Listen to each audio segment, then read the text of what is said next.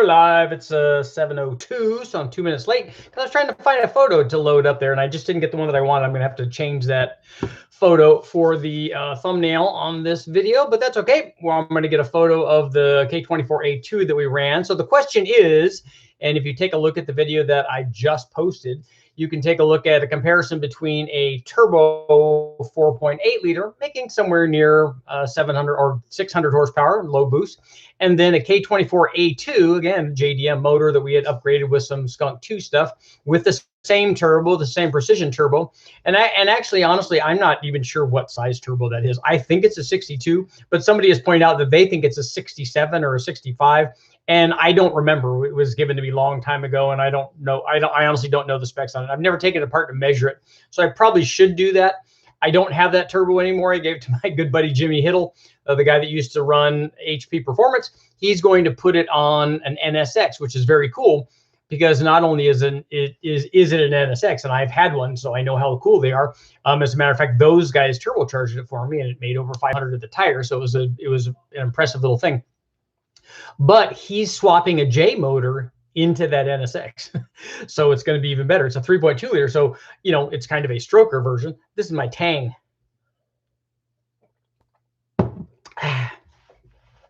So that will be cool. He's going to use that little turbo, or I say little, I mean, it's probably good for 700 or 750 horsepower or more. And he's going to run that on the NSX. So a turbo NSX is definitely cool. I love those cars. I used to call mine the Japanese Ferrari, which is very, very cool. So let me know what you guys think. Which one would you rather have? When you take a look at that comparison between the 4.8, which is already a small V8, but it's big compared to the 2.4 liter. As a matter of fact, in displacement terms, it's exactly twice as big. Now, it doesn't make twice as much power. It doesn't make twice as much power NA. As a matter of fact, it only makes a little bit more power. And I go over all of the math on that stuff because obviously the K motor is more efficient. It's running at a higher RPM. It has 4 valves. We put bigger cams in it. So not purposely, we weren't trying to throw this thing off because this really wasn't the comparison when I was doing each of these tests because I did them individually. But that combination, you know, has more potential, relatively speaking, based on its displacement. It's an overhead cam motor. It has really good cylinder head flow. You know, it has lots of RPM potential, even the K24, which we were going to 8,500 in this case. And I know guys have gone more than that, but we didn't even do the oil pump upgrade. We didn't even do the K20 oil pump upgrade. And then the turbo was nowhere near being maxed out on either one of these combinations. It would get maxed out a lot sooner on the LS motor because it would probably run out of exhaust flow. It's just not sized for that. It worked well for the 570 or 80 horsepower that we ran it at, and it was fine there. But the GT45 was a better deal, and so was the VS Racing 7875 and the Force Performance turbo that we also ran. So thanks to the guys who sent those turbos out so we can do the testing, and we're going to turn them all up on the K24, especially because we're going to do a big bang on that. It's an interesting comparison. Like I said, lots of power added, high RPM. The interesting thing is to look at, if you guys haven't watched the video, check out the torque curve, especially the NA torque curve on the Honda motor. It's flat. It's within 4 or 5 foot-pounds for like 4,000 RPM. That's what you call a broad torque curve. And if you look at the torque curve on the LS, you know, it has a nice torque curve, but it's a curve. It's less down here and then gets to the point where it makes the peak and then it falls off. The Honda motor doesn't do that. It goes up and it says, okay, we're going to hover like right here for a really, really long time. And when you have the torque curve be flat like that, it means that the horsepower curve is still rising, which is why that thing ends up making so much power at a high RPM. Now we had a good intake manifold on there. We had a Skunk Racing intake manifold on there, and then we also had their stage 2 cams in there and valve springs. So that was a fairly good combination, and it made even more NA when we ran the stack injection on there, when we ran the Hillborn on there. But you know, it's a good combination. Those motors make good power. So the question is, which one would you rather have? Would you rather have all of the torque offered by the V8 down low, or would you want to hear the thing scream? Because it does sound really, really good at 8,500 RPM under boost. It sounds, you know, pretty serious, like it's on a mission. So, and then my point was with this video is that both of these ultimately could make the same power. And then if you gear them and put them in their respective cars, because you would want the K series, obviously you'd run in a lighter car. Both of them will be awesome. Both of them will be cool. They'll do it differently, but they could do similar things. It'd be interesting to see if they were in optimized chassis, what kind of power these things, what kind of times that these guys could run with their different power curves. So let's see what you guys are doing tonight. I just got back from a soccer game. I got to watch my son, his first soccer game, which is I was supposed to be heading down to West Tech today, but I did not go because this was his first game. And it's the first game in a year now because of the COVID stuff. So I wanted to stay here and make sure I watched that, which was awesome. Jessica Watson, Admiral, Grim Streaker. So we're talking about Moon Tune since you're drinking Tang. Yeah, it was good enough for the astronauts back in the day, right? And now it comes in. This isn't even the like powder that you stir in from the little, glass jars. It's the squirt kind, like a Mio thing that you put in there. I don't like it as well as I like the other stuff. And I hadn't had it for a long time, so I just saw that when I was at the grocery store one time and thought, okay, maybe I'll try that.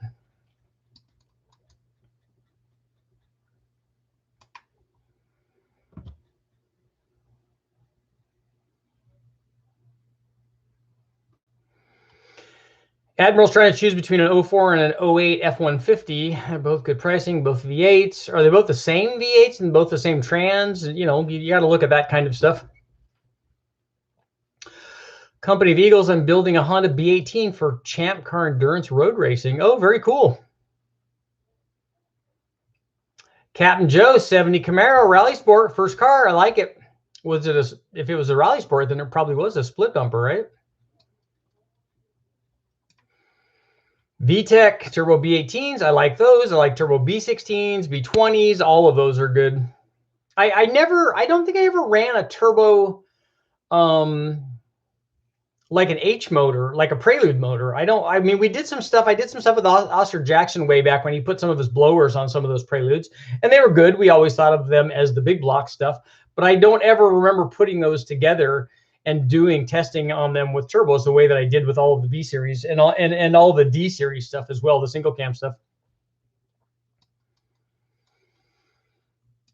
ProCharge Mopar, a V8 Magnum or a 360. So ProCharge Mopar, I think you watch Uncle Tony's stuff also.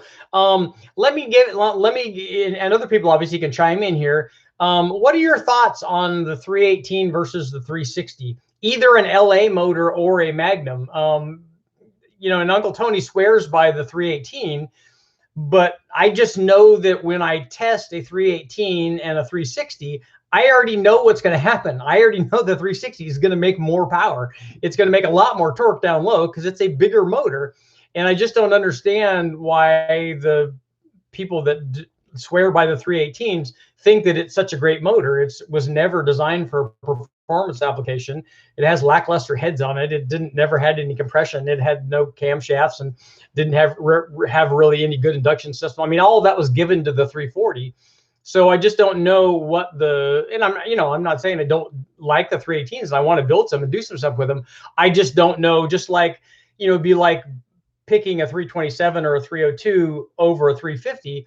I could see why you'd want to do that because it's cool, but they don't make more power. A DZ302 doesn't make more power than a LT1 350 or an L76 327. They make a lot more average power because they're bigger, so they make a lot more torque down low. And I'm certain that the 360 will do that over a 318, especially if we use the same components. So I just don't understand, other than it being a kind of a cool thing. And I know that they want the little car to win or the little motor to win, but in equal cars, I don't see how that's even possible. The other thing that when I was going down the rabbit hole is looking at the 360, and I think it's a D58. I have to look up that thing. It was the high performance. It was really the high performance version of the 360. And looking at the specs of that motor, especially one or two specific years, I think that motor would give the 340 6-pack or even the 344 barrel version of that 6-pack motor, because it's the same thing. I think that 360 might give those muscle car motors a run. And even though it's low compression because it came after these, I've been in an Aspen with that motor in it, and it was really impressive. So if you guys know what I'm talking about, chime in there and let me know. But it's so much easier to make power with a bigger motor.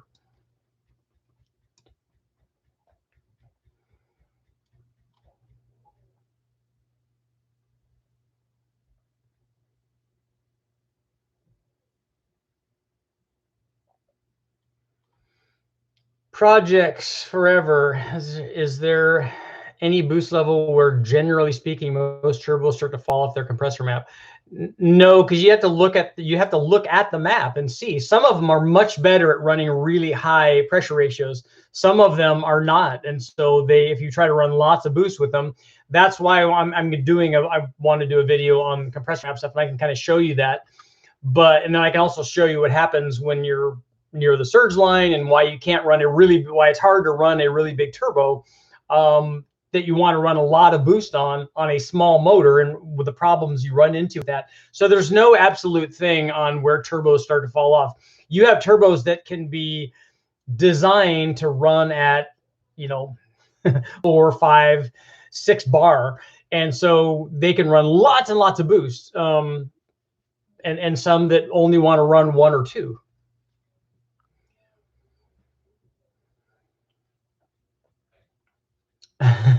Matt Bill wants to know if I didn't buy the quad 4 motor. I wanted that whole car, but I didn't get the quad 4 motor.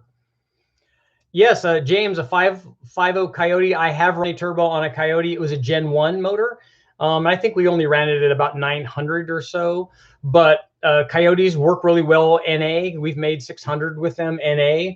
And so when you add boost to that, obviously good things happen with that as well.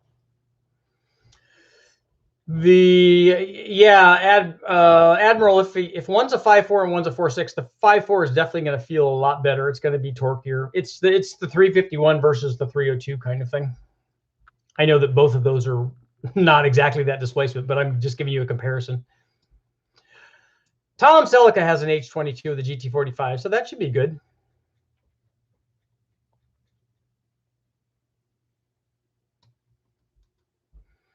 Brian's first car was a 71 GTX. That's a good one. Tim, $5. Thanks for showing up. Thanks for helping.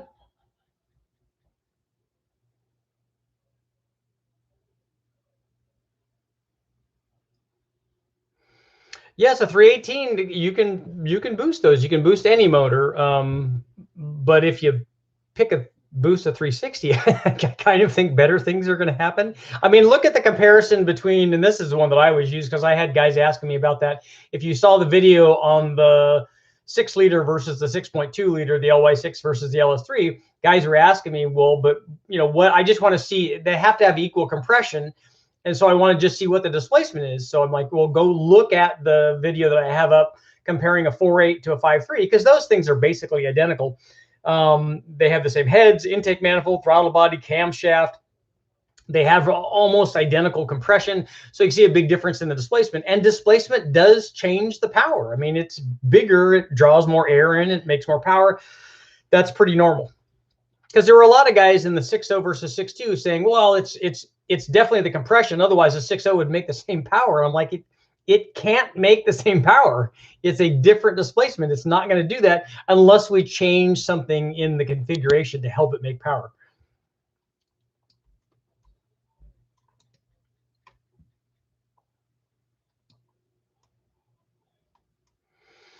Busted wallet garage. But if I went to the wrecking yard and I'm going to look for a motor and I find a 360 instead of a 318, or a 318 instead of a 360, like if I go to the wrecking yard and I'm looking for Magna motors, I can have either one of those.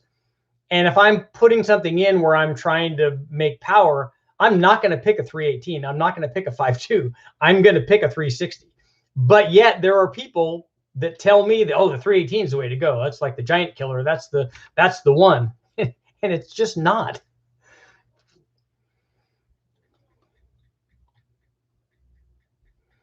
John, I haven't measured the compressor wheel. Like I said, I haven't taken that housing off to measure it to see what it is.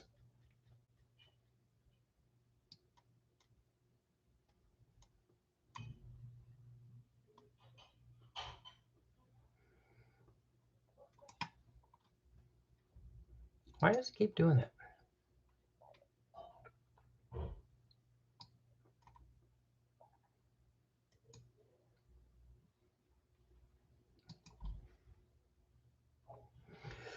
Mail trucks had quad 4 motors?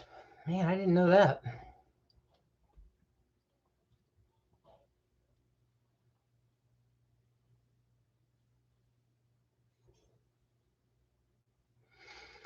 I have not run ceramic coatings on the interiors of ports or tubes or the turbos to find out if that should improve. It should. You would think there would be more heat energy to it.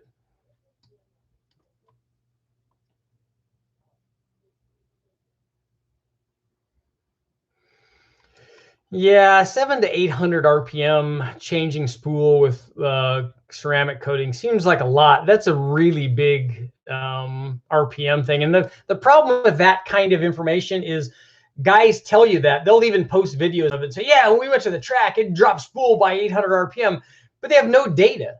They were just looking at the they're looking at the gauge, looking at the tack, and trying to launch the car and trying to be cognizant of the guy that's in the next lane and trying to make sure that they get the shift and all. And so that's not really data logging. Like I want to see, okay, here's my boost curve when we did it, and here's my boost curve when we did it. We did it a bunch of times and it always does this. Then make the change and then go, okay, now it's more responsive and it's by this much amount, this kind of measured amount, which the dyno stuff lets us do in the chassis dyno, but real data logging actually does that.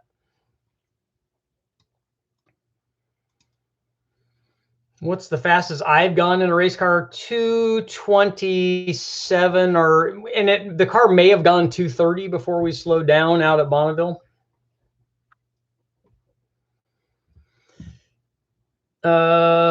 Nothing about me. If you put 243 heads on an LY6, would it have the same compression as an LS2? No, it would not, because the piston's different on an LY6. The LS2 actually has a flat top piston. The LY6 does not have a flat top piston.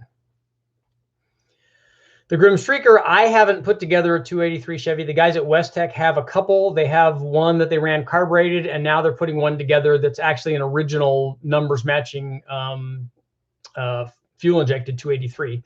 So they're building that. It'll be cool. You built a stroker on a desktop dyno. They always do really well when they're on the dyno or when they're on the desktop.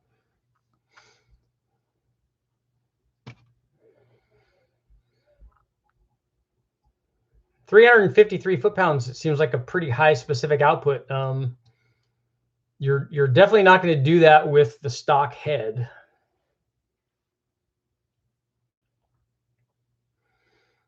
Black Blood, we ran E85 on all of the Honda stuff, and the same thing with the 4.8. They were both run with E85.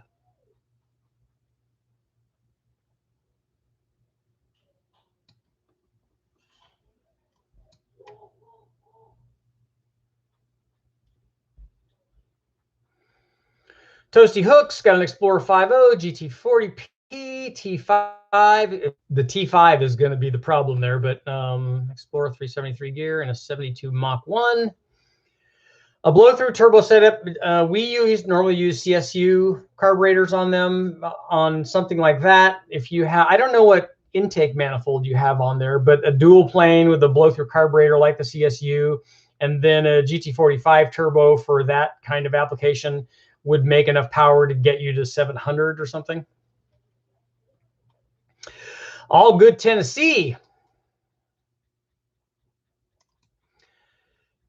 Let's see. My son has a 6-liter LS and wants to know what to do to get a 427 from a 6-liter. That's really hard. You'd be better off doing it as a 408. And then what you do is you go 30 over on the bore, and then you put a 4-inch stroke in it. You can go more than that, but when you put a 4/100 stroke in there, which guys have done, you'll pull the piston out of the bottom of the bore, and you get ring flutter, and you get all kinds of, the piston's not really supported the way that it should be. It's just not a good idea. I wouldn't go more than a 4-inch stroke on the factory sleeve length. Now you can sleeve the block. Then we've made really big motors out of them. We've made 427s, 440s, 468s. If you sleeve it, then the sleeve length is longer, and then you can put a big, we put 4 250 stroke cranks in those. And then you can also bore them because you have more sleeve thickness as well. But I wouldn't get stuck on a 427. You can make a lot of power with a 408. How do you feel about rear mounted turbos? Take a look at the rear mounted turbo video that I did, and you can see they make good power.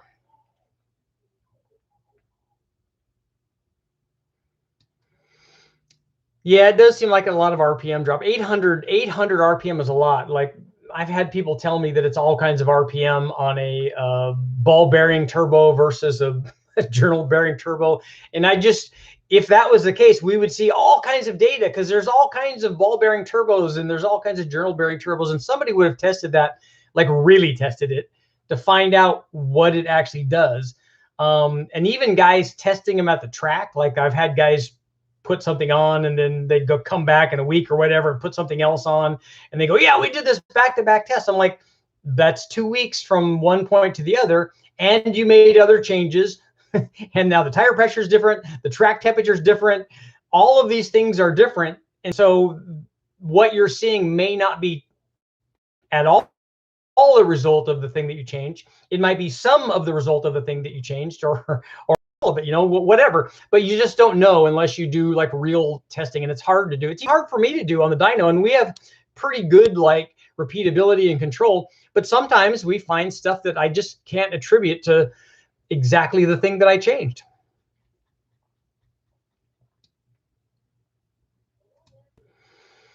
Mark wants to know an LY6 with LS2 flat tops. I don't know why you would put LS2 flat tops in there. Don't do that.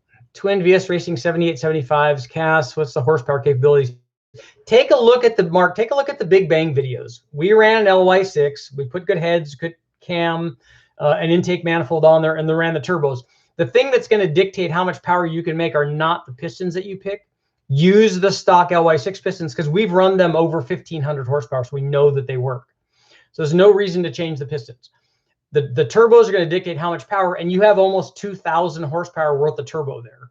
So you have that much power. Just put the Holley mid-rise would not be my choice for intake manifold either.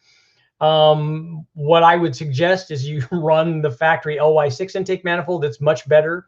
Or if you want to run more engine speed, then you can go with one of these shorter runners like a Sniper, or the Hiram is an even better choice if you want to do that.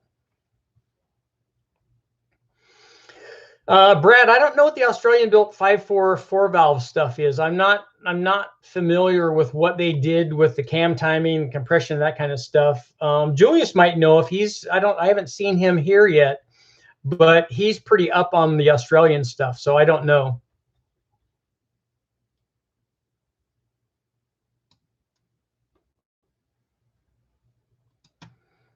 Spool drops 800 on a cool, dry morning. I can tell you what does improve spool, the turbo spool, is when you run ice water in your intercooler. That makes a big difference.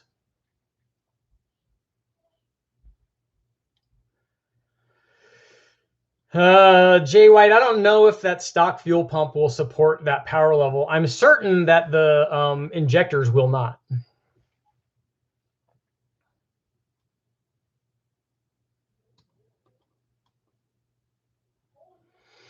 Do you have to change anything on your engine to run E85? You might have to change your injectors, because you're talking about increasing the fuel needs by 30% or so.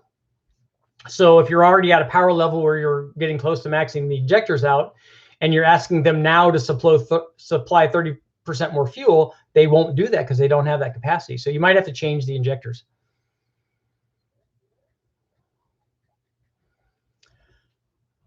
Wyand Stealth high-rise dual plane. Okay, that will work. The Wyand stuff works, or the RPM air gap stuff, all of those will work good. And again, if you're blowing through it with a turbo, that's going to kind of dictate what the power is.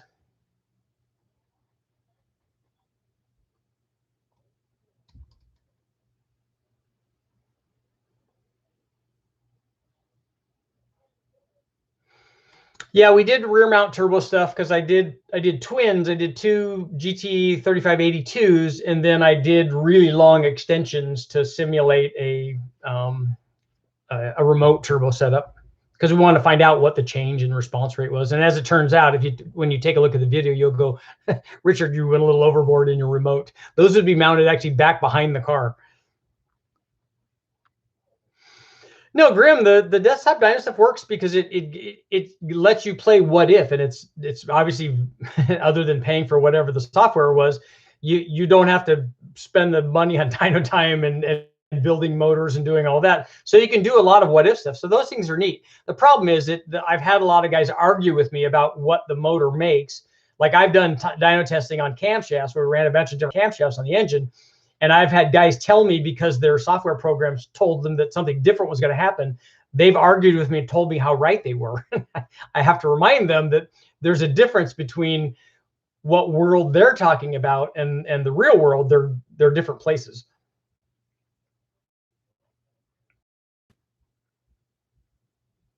What's your opinion on the Thunderbird 4-cylinder engine on a Fox, or build a Fox by the 4-cylinder engine?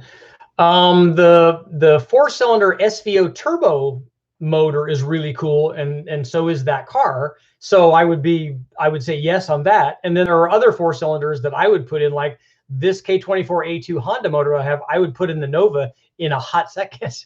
I think it would be awesome.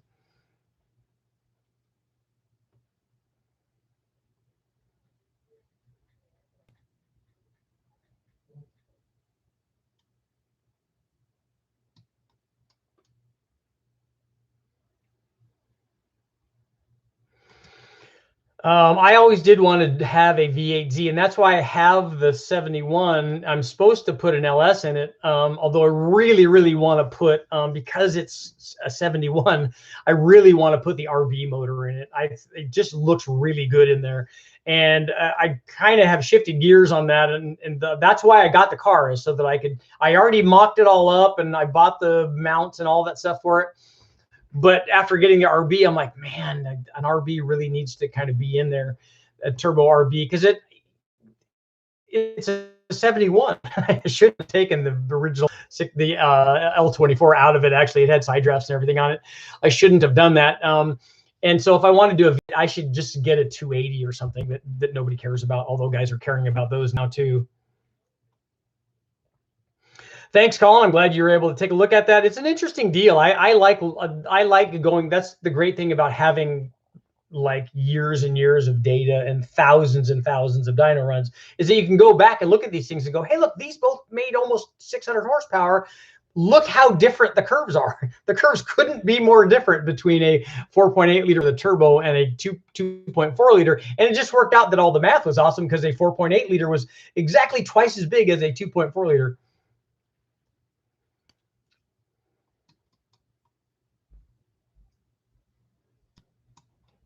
Yes, Tyler, I'm very excited about the 3800. I have to order a very expensive ATI dampener for it now.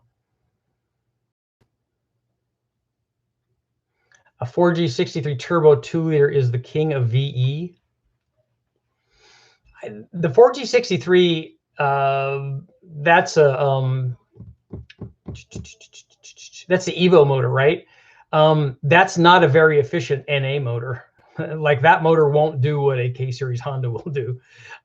They work really well. They're like a 2JZ in that they make a ton of power, when guys run 30, 40, 50 pounds of boost with them.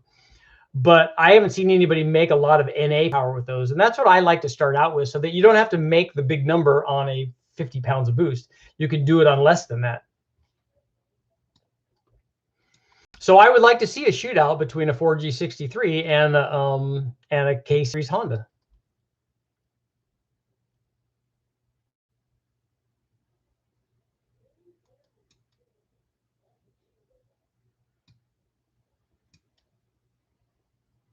That nobody seems to be happy about what the EPA is trying to do. I don't like the fact that they don't have any oversight, that they really answer to nobody and they decide kind of what they're going to do. And I don't like the people being in charge that aren't car guys. At least they don't understand what that is, because there's a way that we can all drive the things that we want to drive and still, anymore with all the technology that we have, is it's not hard to have performance and have like clean air, like out the tailpipe. That's what I wish all of the smog stuff was, just a sniffer. Because if you can make your thing run clean, like with cats or tune or however you're doing it, that should be it. That should be the thing. It should be, hey, look, we don't want them to make any more emissions than whatever this is. Just give us an amount and we will do that amount. But we'll still have 1,000 horsepower because it's not hard to do that.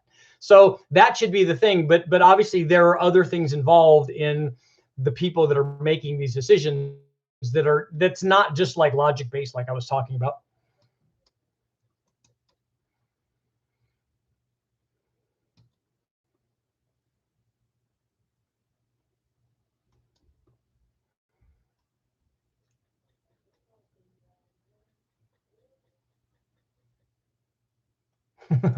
Brad, my mate's Nissan Silva 2-liter makes more horsepower than my Ford XR8 5.4-liter, but he's blown the motor 11 times. That's what happens when you're trying to make a lot of power out of a small displacement motor.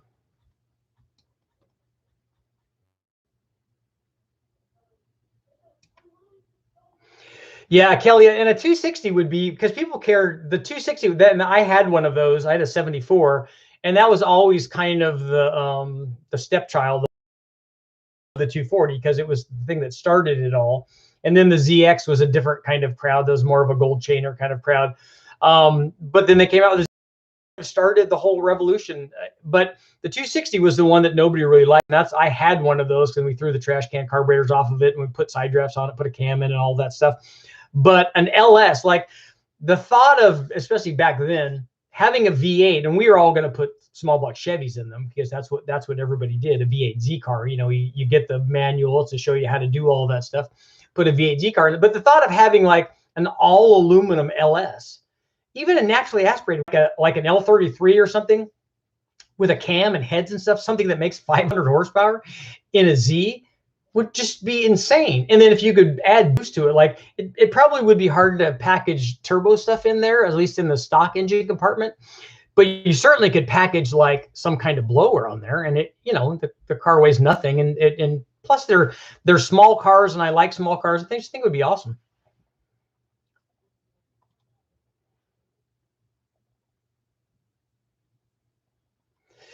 Oh, Mustang, I knew you were thinking about. Oh, God, I can't remember his name. The guy that ran the SVO stuff. And yeah, he did have an Esslinger head on there. And that car went really fast, too. I'll try to remember his name.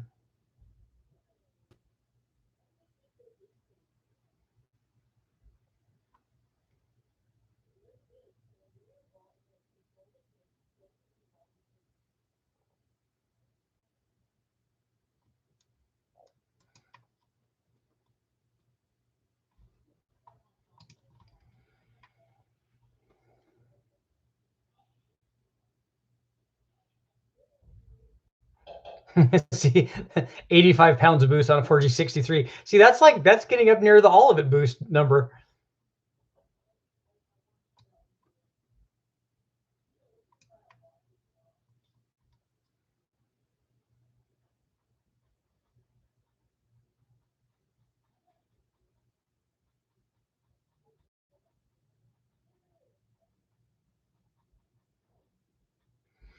This channel is not about politics. I may start a channel that would be politics, but the problem with politics is that it's the guy over here arguing with the guys over here, and the problem is nobody's listening. These guys are 100% right, and these guys are 100% right, and nothing that these guys say are going to change what these guys think, and vice versa. So nothing happens other than people arguing. And so I didn't know if I wanted to get involved in that, but who knows? Maybe, you know, what I was thinking is I wanted to be, my thing was going to be called the middle ground, because I wanted to get people on so they could explain to me the things that they feel are right or wrong, and then get somebody from the other side so that they can tell me how they feel things are right or wrong about whatever they feel about. And I thought that would be an interesting perspective, because then I could learn more from everybody. And that's, for me, that's what it's about. It's more about that than me imposing. And if you've noticed from this channel, I'm never telling you that you should buy this cam because it's the best cam ever made. As a matter of fact, I'm telling you exactly the opposite. There's lots and lots and lots of good cams. And that's kind of the way, if I went down that road, that it probably would be as well.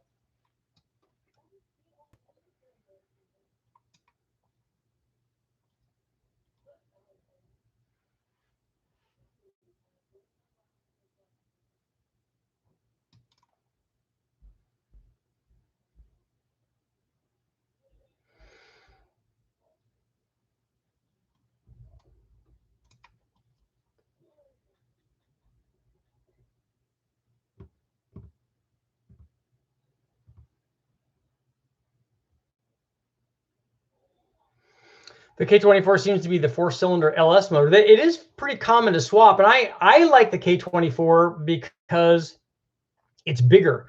Like the K20 guys use those for real high RPM stuff, and they use that even more than the K24 for drag racing. I like the K24 stuff because most of the stuff that I do and I talk about is more oriented toward like street strip kind of stuff, and not ultimate, like, 1,000 horsepower on a 4-cylinder or more kind of thing. So if you're doing that, you're in a different realm. But I like the extra displacement of the K24 because then it's extra torque and it's extra power and it's extra response for the turbo, and it's kind of the big block of the of the K series stuff.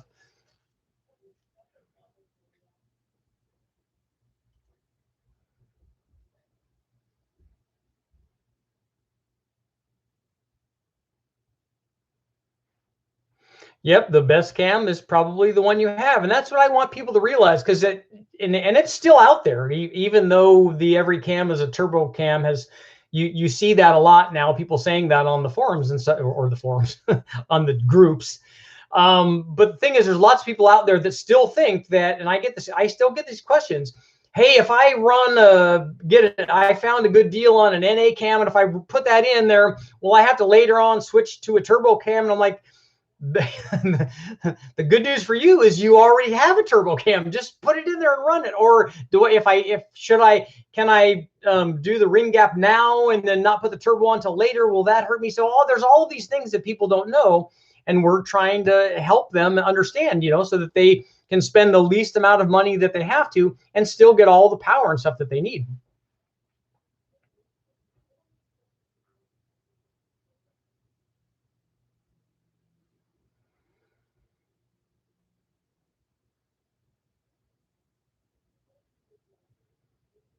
Yeah, Trevor, I remember I told everybody I was going to ask one question, and I did. People just lost their because, and that's the thing. I thought I asked a middle ground question, but if it's middle ground, it's all the way to one side for some people and it's still all the way to the other for other people. And it's just, it's just silly. But if I had a forum for that, if I had a channel where I could talk about stuff like that, and then people could, comment and complain and yell and scream and say bad things about each other, that I would like to set it up like that. I don't want this to be that, because I want this to be something else. Because we're all trying to learn about car stuff, and everyone's bringing, I got lots of guys that come in here with information that I didn't know. And, I start off down a road at this 2.2 liter Dodge thing that I've gone down the rabbit hole on. I've gone down the rabbit hole on the 318, 360 Dodge stuff, and on Magnums, and, this Pontiac thing, this 347 Pontiac. All of these new things, the other one, the 4200 Atlas motor, I'm very excited about, because we're very close maybe to running that. The 3800 Series 2, all of these things I have to learn all about, because I'm just starting it. But there's lots of guys out there that have done all of this. So I go to them and say, hey, what about this and this and this? And obviously I'm smart enough to know which questions they ask. I just don't know the answers yet until they give those to me. Richard, have you done anything with an HY35W T3 turbo? I have not.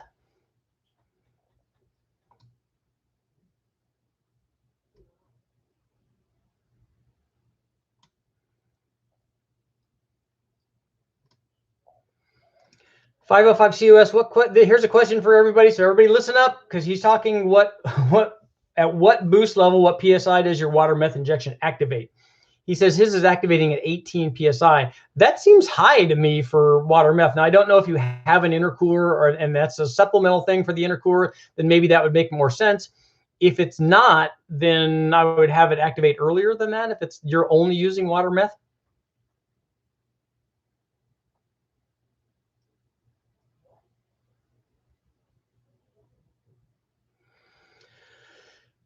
Jeremy, the rear end gears change the load on the turbo, so that will affect how the thing spools. So it's if the easy way to understand that is look what happens in the different gears. Like if you have a 6-speed manual transmission, in first gear, you will not get the same boost response that you get in second or third or fourth or fifth gear because there's a different load on the motor, and the load affects the turbo response and how much boost you get and all of that stuff. That's why it's fairly common for when you see turbo guys with LSs and stuff, or even before that, the 5-liter Mustang stuff. Hey, you need to. Everybody wants, from drag racing stuff, everyone wants a 410 or a 456 or a 513 gear. But with the turbo stuff, you need to go the other way. And for two reasons. One, it loads the turbo. The other thing that happens is you're going to be going a lot faster and you need that gear. Otherwise, you're going to run out of RPM potential for the motor.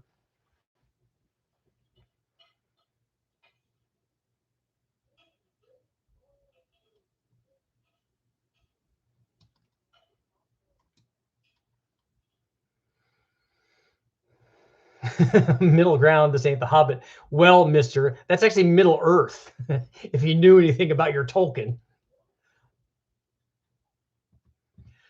How important do you think quench and squish area is in a boosted engine? It's very. And that's one of the things I want to do a video on with my buddy Brian Tooley, and we're going to talk about softening the chamber and what effect that has on all kinds of stuff, on how much timing you can run, how much boost you can run, the detonation threshold. It's all really, really cool stuff. And I think all of that originally came not from the boosted guys. It actually came from Pro Stock.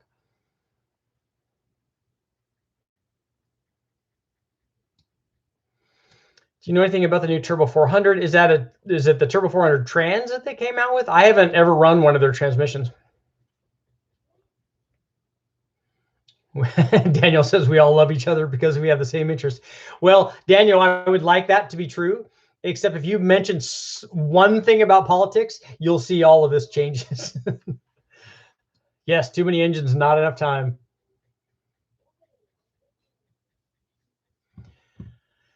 Utah, Richard, have you seen low boost level, say 5 pounds on a high overlap cam, lose some pounds of boost due to overlap? No, I haven't. What I see and what I look at is what does the cam do NA? So if the cam adds power everywhere compared to like if you have a stock cam and then you put a more aggressive cam that has more overlap, if that cam loses power down low compared to the stock one, you will lose response. So the response will not come up. You're not losing boost. It's not blowing it out. You just don't have response because you're not making as much power. So where at the point where you're making more power, that's where the response will come in. It's easier for me to look at it like that because I don't think you'll ever be able to measure boost coming out. And the reality is that, and while I like the fact that you say that it's at low boost, because at low boost, you probably would have less, you might have less back pressure, although that's also going to be RPM dependent. Because what happens, at least what we see when we're running these things on the dyno, when we have a situation where the turbo makes less back pressure than boost pressure, and then sometimes they cross over. Like if we keep the boost pressure constant at 8 pounds, the back pressure might be 3 or 4 pounds down low, and then it might cross over in the middle and where they're the same. And then at the end, at the top of the RPM range, it will have more back pressure than boost pressure. So that's kind of a typical curve of a properly sized turbo. Sometimes, like in our Bonneville car, we had less back pressure than boost pressure the whole way because it was an oversized turbo. But in that situation, you'd need to be specific about the RPM, because if you have a situation where overlap occurs, but it's at high RPM, you have more back pressure than boost pressure. So actually that overlap situation would push exhaust back pressure the other way, and you wouldn't lose boost. You would add back pressure, which is not a good situation. The thing that stops that is at high RPM, there's very, very little time for that overlap to occur and for air to be able to cross channel like that. I hope that makes sense.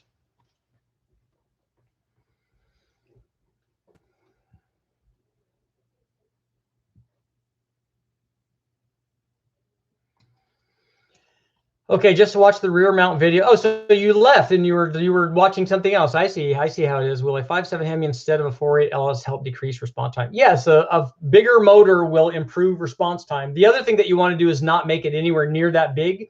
And you should also make the tubing smaller than 2.5 inches. Do a 2.25 or 2-inch. You can coat it, you can wrap it, make it as short as you can to get it there.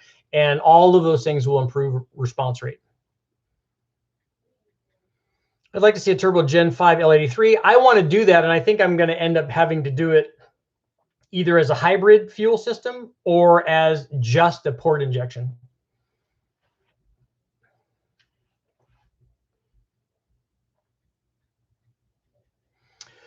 Fifth wins the comment section. What was that?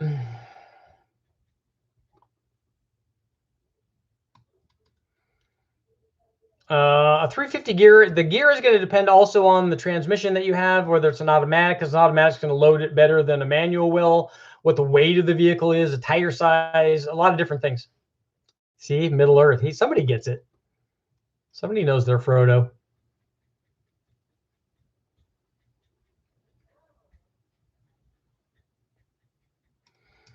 Ride Trap, it works good under boost. It works NA. Like I said, the Pro Stock guys have been doing it, and they vary their timing by percentages or a tenth of 1 degree, a 2/10, 3/10, half of a degree, and they shift their timing that much, and they're that precise in what they're doing.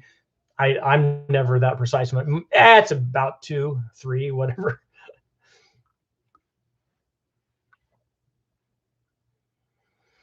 TCT Knives, I'd like to see a back-to-back test with turbo and intercooler. First run baseline, second run put nitrous and intercooler spray bar. Take a look at that video, is already up. I already ran a spray bar on an air-to-air intercooler, and it helps.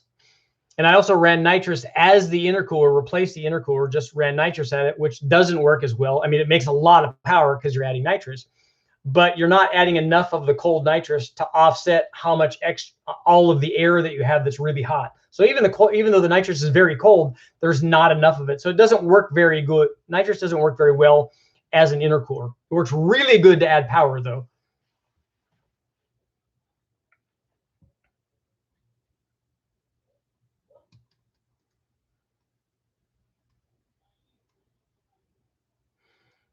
The old one, yeah, and that's Endyne, right? Is that Bob back in the day?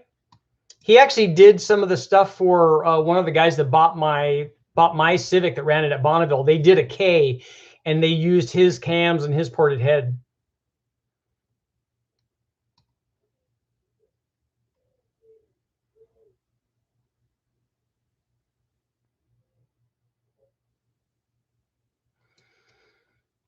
Yeah, Bigfoot, you can run, there's speed and mile an hour calculators. Go to Wallace Racing if you guys haven't discovered that. They have calculators for everything, for compression and displacement, and everything that you would want is there, and you just have to plug in your information. It's really good. I use it all the time.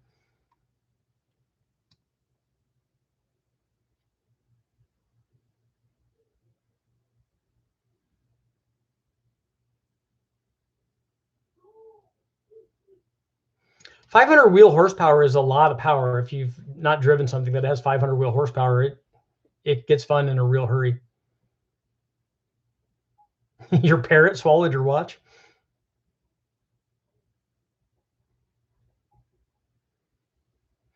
The vintage air-cooled flat four intake runner length. that's pretty high on the list.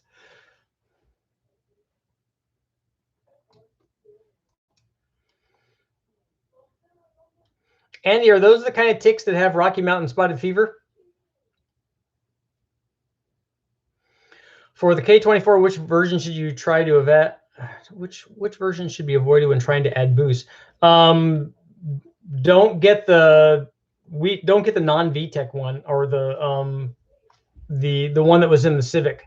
What was it? K24A, I think, is the one that was the 160 horsepower one. The ones we run are all from the TSX or those versions from the JDM versions, the K24A2 stuff. And then there's also one that has the integrated exhaust manifold on the head, and I wouldn't use that. guys have made good power with them. We struggled with that from Volkswagen because that was on their GSR motor on their Bug, and it didn't really work very well. What's the best and cheapest way to get horsepower from a Gen 4 Camaro V8 engine? Add cam and springs is the first thing that you should do, and tune it.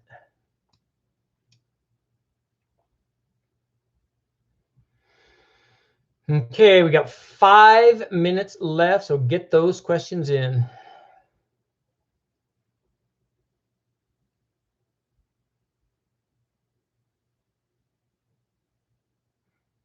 Yes, Tyler, all of those K24As, B's, C's, X, Y's.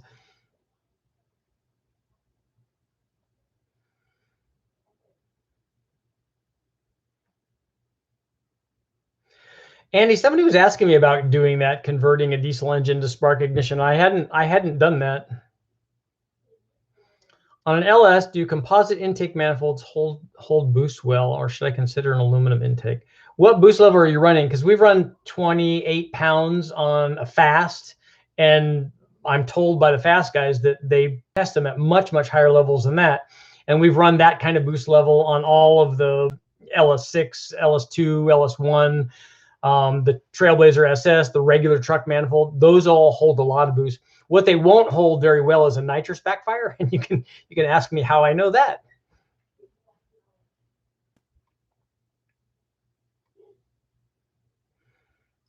Nice. I honestly think an air-cooled series would propel your channel to 250,000 subs. Yeah, that would just happen overnight, right?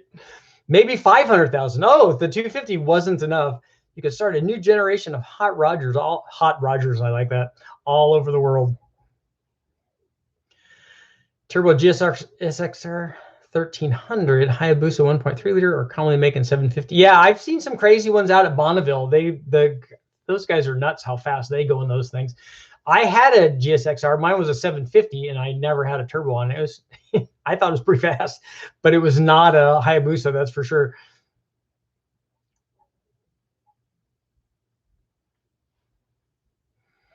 I've never been to Saskatchewan. I have been to Moseport, been to Three Rivers, been to Bowmanville. Where else? I think those are the only places that we've been to in Canada.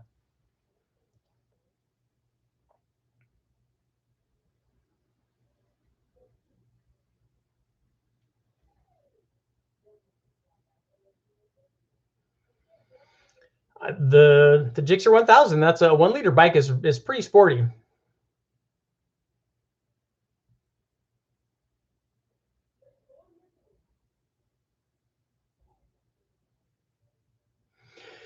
At some point, we're all going to just send Richard engines to blow up.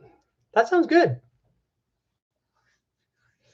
But I'm still going to want to go to the wrecking yard, though.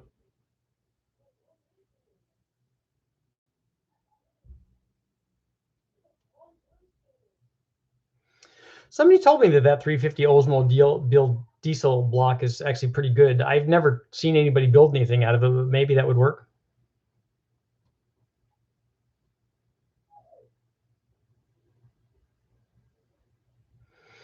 Andy, I would think that a K-Series Cummins would be, you could tell that from a K-Series Honda. I think that they're a little different. Yes, definitely wrecking yard stuff is the way to go. That's my favorite place. Well, besides happy hour with Lisa.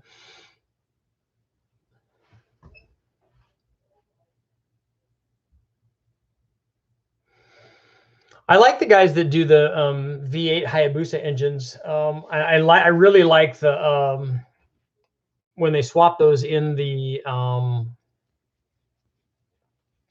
smart cars.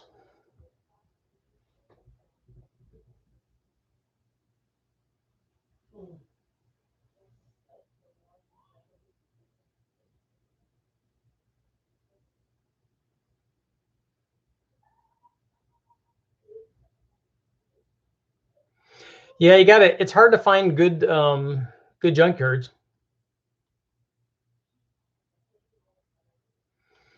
Tyler, I have a 3800. As a matter of fact, I'm looking for the other one. I'm going to go grab the next one from the wrecking yard, and we have quite a few of them here. It's not a problem.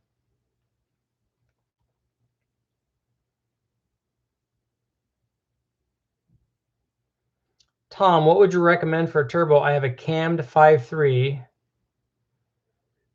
You make around 600 horsepower. Is that what you want to make with a turbo, or you're saying you have a 5.3 that already makes 600 horsepower? Because if you do already make 600 horsepower with your 5.3, you're doing just fine. and I probably can't help you. But if you want to make 600 horsepower, you can do that with a stock cam or any stage 1 truck cam or any stage 1 NA or turbo cam. Anything will do that. Almost Racing, are 2 GT45 turbos too big for a 4.6? Not if you are wanting to do 1,000 plus horsepower, then you can do that. Otherwise, one of them will do 700 or so.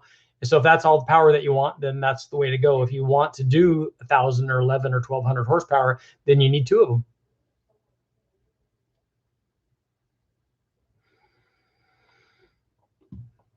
I've never done a Bugel's Pontiac, a 5-liter, or any of those. I want to do a 455, and I might do a 403 because we can find those occasionally.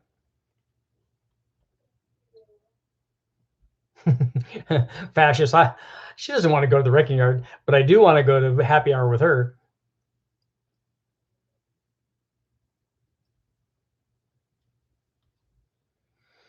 A turbo 2.5 Iron Duke, just to say, just as a gee whiz thing to say that we did it.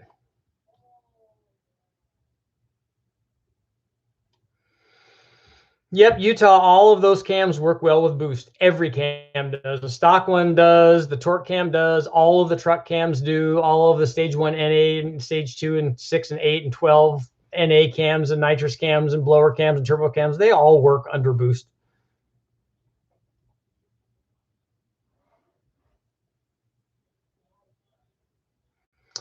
Yeah, Brad, and then we put the 3-liter diesel crank in there, and then we get the stroker version of the L28, right?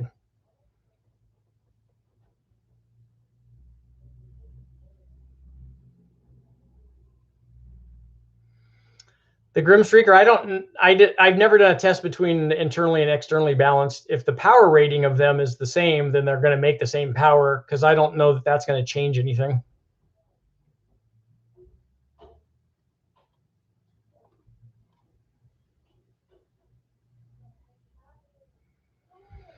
Tyler, make sure you listen to your father too. They know a lot of stuff. I try to tell my kids that. I don't think that they believe me.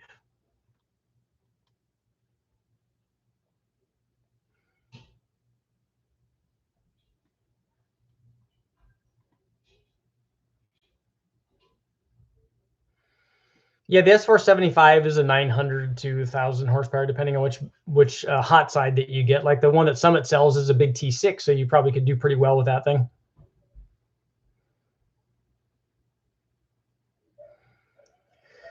GT45 or T6 for rear-mounted twin-turbo truck 5.7. If you're gonna do one, I'm hoping you're gonna do 2 of those. That is gonna be laggy, unless you're trying to make lots of power.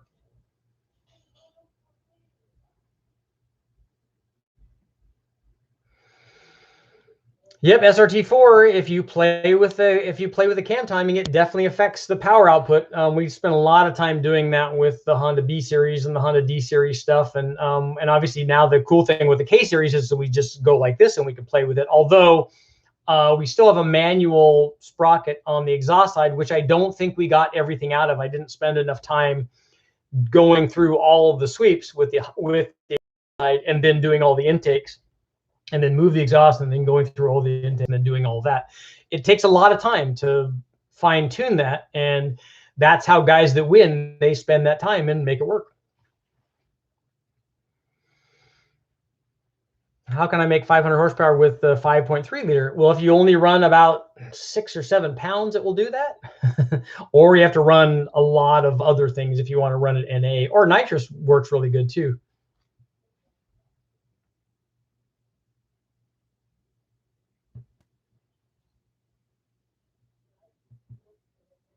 500 NALS as a cam swap and headers, not on a 5.3.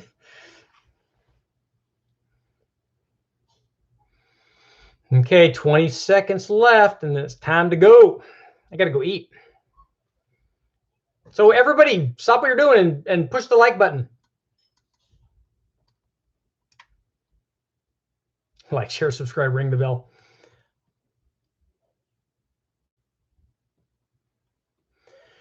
Is it safe and accurate to tune on pump E85? Yes, I get pump E85 and run that on all of the boosted stuff that I run on the dyno, and I never have ever checked it to find out what it is. Yes, I'm still doing the Buick, and I'm still doing the Cadillac, and I think it's together. I'm still doing the 292, the 3800, and the list goes on and on and on. I got to get going. Thank you guys for showing up. I will see you guys tomorrow, maybe, because I think I might even be on the road.